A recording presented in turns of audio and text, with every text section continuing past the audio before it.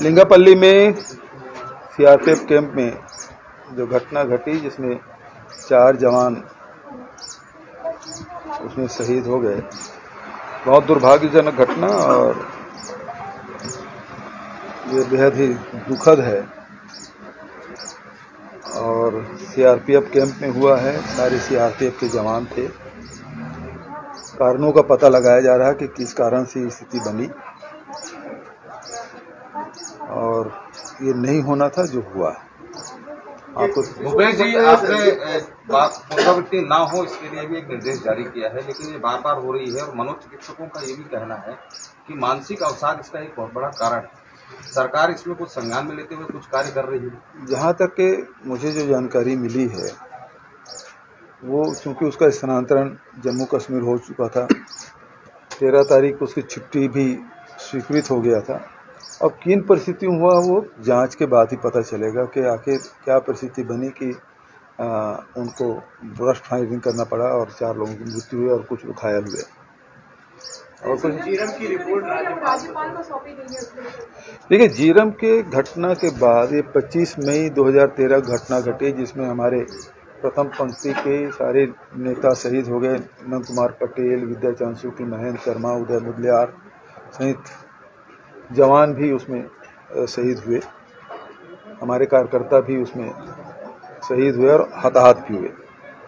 उसके बाद राज्य सरकार ने 28 मई 2013 को ही सिटिंग जज हाई कोर्ट के उसके अध्यक्षता में एक जांच आयोग का गठन किया और जांच के बिंदु भी तय किए गए और जिसमें नोटिफिकेशन हुआ कि 3 महीने के भीतर में उसको जांच रिपोर्ट देना है।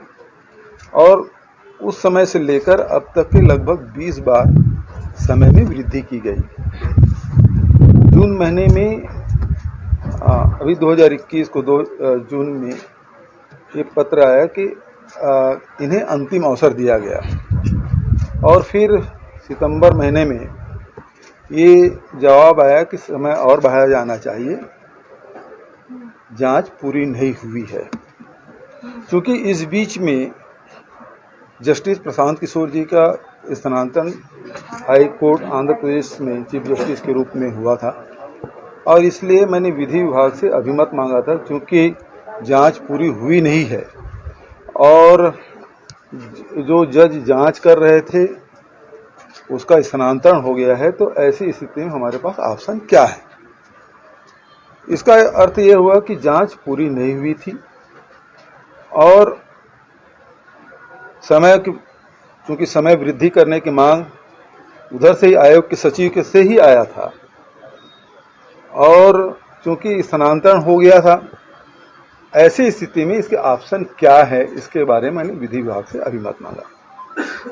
इस बीच में समाचार पत्रों से जानकारी मिली कि राज्यपाल महोदया के पास ये रिपोर्ट सौंप दी गई। ये मीडिया के माध्यम से पता चला, हमें कोई राजभवन से इसकी जानकारी नहीं मिली है। दूसरी बात यह है कि अभी तक के लगभग 7 या 8 आयोग के गठन राज्य सरकार ने किया है। मान्य परिपाटी ये है कि उसे राज्य सरकार के पास सौंपा जाता है और एक्शन टेकन रिपोर्ट के साथ विधानसभा के पटल में आयोग के रिपोर्ट को रखा जाता है, लेकिन ऐसा नहीं किया गया है। राज्यपाल महोदय के पास भेजा गया है। ये जानकारी भी राजभवन से नहीं बल्कि मीडिया के माध्यम से जानकारी हुई है। तो इसका अर्थ ये हुआ है कि ये जांच रिपोर्ट आधी अधूरी है। जिस हिसाब से आयोग के सचिव ने जो पत्र राज्य सरकार को लिखा, मेरे पास जो फाइल आया तो उसमें हमने अंतिम अवसर दिया था और अंतिम अवसर के बाद भी वो जांच पूरी नहीं हुई है। जानकारी दी गई थी, समय वृद्धि की बात हुई थी। इसी बीच में जस्टिस मिश्रा जी का यहाँ से स्थानांतरण हो गया।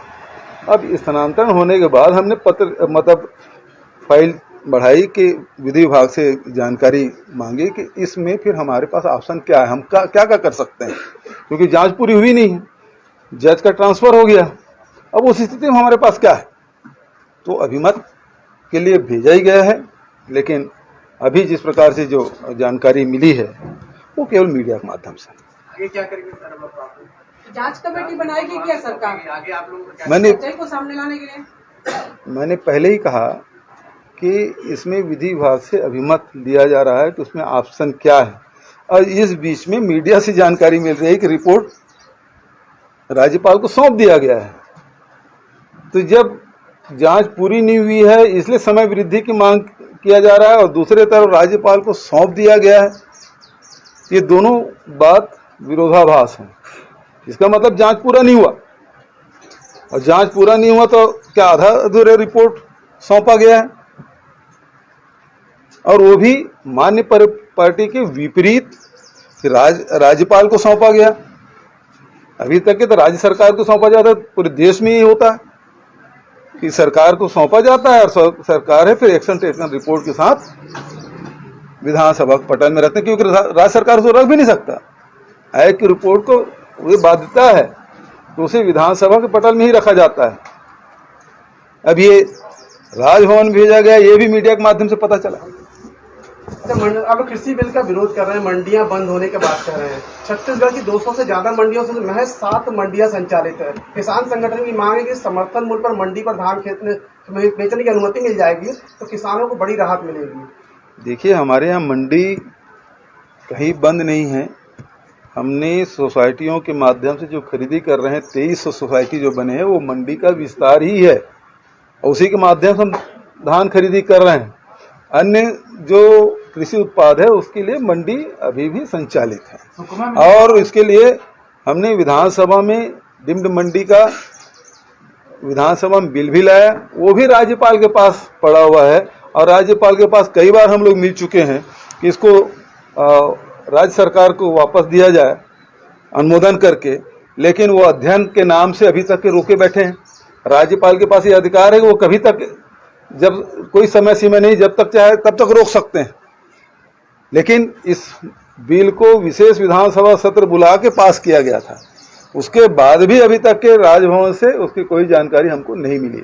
ऐसा लगता है राज्यपाल और सीएम हाउस में, मतलब सीएम से कहीं तालमेल में कमी आ रही है कि परंपरा अलग पहले होती थी, बातें होती थी, कार्रवाई होती थी, लेकिन सामंजस्य कमी आ रही है कुछ दिनों से। इसमें कोई सामंजस्य नहीं है वाली बात नहीं है, लेकिन अनेक बार ऐसे बिल आते हैं जिसको राजभवन में अध्ययन के लिए रोका जाता है, अध्ययन करके वापस किया जाता है। यदि असहमत है तो वापस कर दिया जाता है, यदि सहमत है तो अनुमोदन करके भेज दिया जाता है। बहुत सारे बिल तो अभी भेजे जा चुके हैं, तो इसमें असहमति वाली बात नहीं। लेकिन जो मंडी के जो बिल है अभी तक के रुका हुआ है। यूनिवर्सिटी जो पत्रकारिता विश्वविद्यालय का जो बिल हमने भेजा वो भी रुका हुआ है। भूपेश जी, आपको 8 साल हो गई इस झीरम कांड को, आपसे एक अपेक्षा थी, जो परिजन थे, कल भी जो प्रेस कॉन्फ्रेंस हुई है, आगे कांग्रेस का स्टेप क्या रहेगा? क्योंकि आप लगातार जब विपक्ष में थे तो भी आवाज उठा रहे थे, इसकी जांच रिपोर्ट या प्रतिवेदन आना चाहिए, अभिमत मांगे हैं, अभी आप जो बोल रहे हैं, लेकिन इसमें देखिए, हम लोगों को बहुत स्पष्ट मत है। जांच आयोग के जो जांच के बिंदु है वो अपनी जगह है। आयोग घटना स्थल पे जाके जांच नहीं कर सकता, वो जांच एजेंसियां करती है। एनआईए ने अपनी फाइनल रिपोर्ट सबमिट कर दी। जब हम लोग सरकार में आए थे हमने घोषणा पत्र में शामिल किया था हम एसआईटी गठन करेंगे, इसकी जांच कराएंगे, और हमने एसआईटी गठन किया और केंद्र सरकार से वो मांग की कि एनआईए अब आप फाइनल कर चुके तो फाइल हमको वापस कर दी जाए, क्योंकि राज्य सरकार ने उसे दिया था।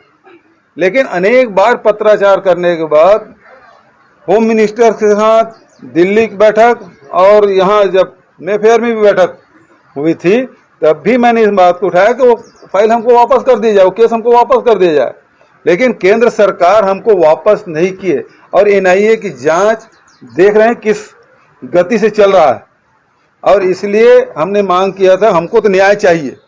आप जांच नहीं कर सकते, हमको जांच करने दीजिए, हम लोग करेंगे। लेकिन भारत सरकार दे नहीं रही है, तो ये आखिर भारत सरकार किसको बचाना चाहती है, किस तथ्य को छुपाना चाहती है? सवाल इस बात का है। एनआईए की जांच की बात है तो एनआईए की जांच में हमने पहले ही सवाल उठाया था कि जितने भी घटना स्थल पे थे उनसे गवाही तक नहीं लिए, जिसमें फूलोदेवी नेताम है जो राज्यसभा सदस्य महिला कांग्रेस का अध्यक्ष है, उसके सहित अन्य जितने भी वहां थे उसमें से कुछ लोगों को बुलाया गया, कुछ लोगों की गवाही भी नहीं ली गई। दूसरी बात यह है, जब एनआईए कोर्ट ने कहा था गुड्सा और सेंडी क्योंकि सरेंडर कर चुके हैं और आंध्र प्रदेश की जेल में, और एनआईए कोर्ट ने कहा था कि उनसे बयान लिया जाना चाहिए, तो एनआईए ने फिर उससे आज तक के उसे पूछताछ क्यों नहीं की? सवाल इस बात का है। और फिर तीसरी बात यह है कि षड्यंत्र पे वो जांच क्यों नहीं कर रहे हैं?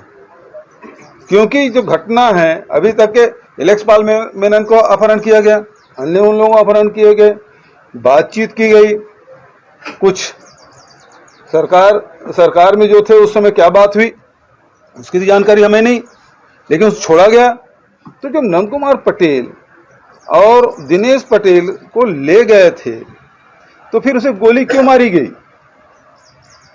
क्या नक्सली उस प्रकार के पहले भी सौदा नहीं करते रहे? तो इसमें क्यों नहीं किया गया?